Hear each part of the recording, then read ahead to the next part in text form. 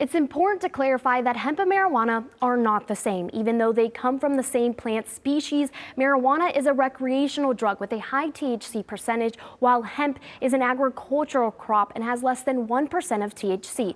Industrial hemp is used in countless products ranging from fabrics to lotions to oils and even dog treats.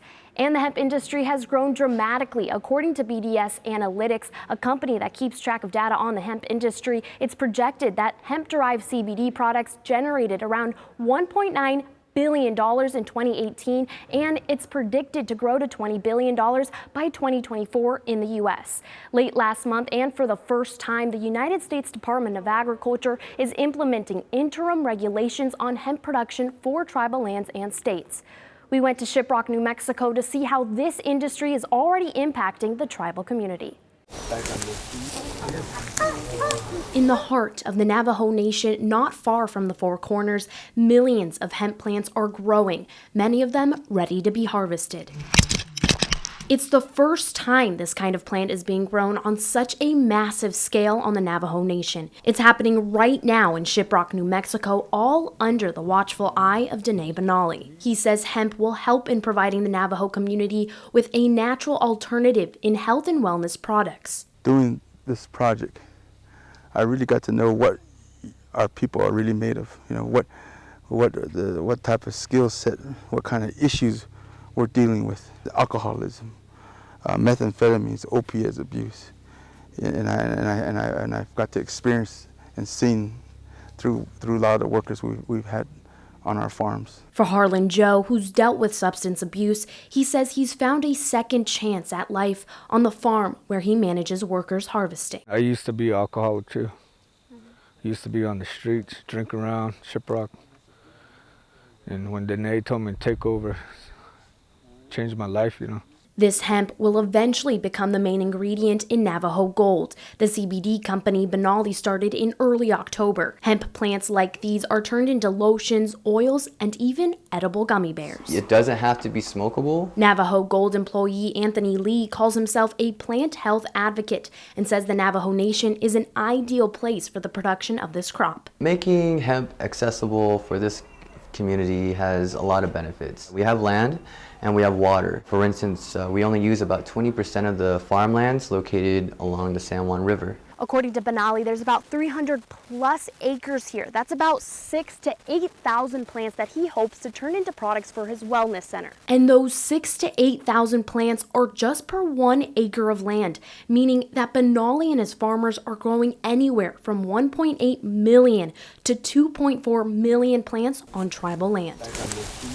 But as these plants have grown, so have the legal questions, which is why the USDA is finally stepping in, implementing interim regulations on hemp being grown on tribal lands. We have our teams operating with all hands on deck to develop a regulatory framework that meets congressional intent while seeking to provide a fair, consistent, and science-based process for states, tribes, and individual producers who want to participate in this program. In order for the provisional rule to go into effect, USDA Undersecretary Greg Eibach says it must first be published in the Federal Register. We have been told by the Federal Register that will happen on October 31st. It includes, as the Secretary acknowledged, a public comment period that will allow USDA to seek input on the rule as it is enacted. These provisional regulations will impact farmers like Benally, who possibly may now have to reevaluate their planting and harvesting process in order to meet USDA requirements. Some of these include maintaining relevant producer and land information, accurate and effective sampling testing, implementing a plan for disposal and inspection procedures, submitting proper collection information, complying with enforcement procedures, and certification proving the state and/or tribe has the proper personnel and resources needed.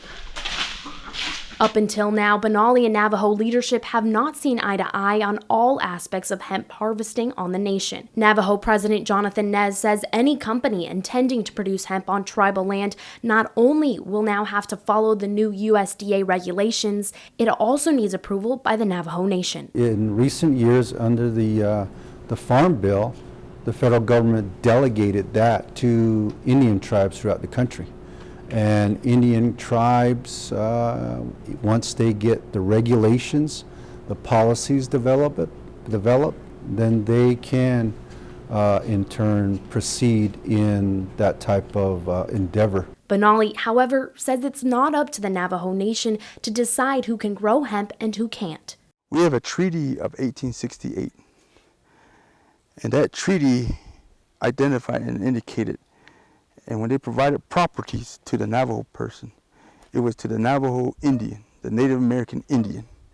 It was not to the Navajo Nation. There was no Navajo Nation.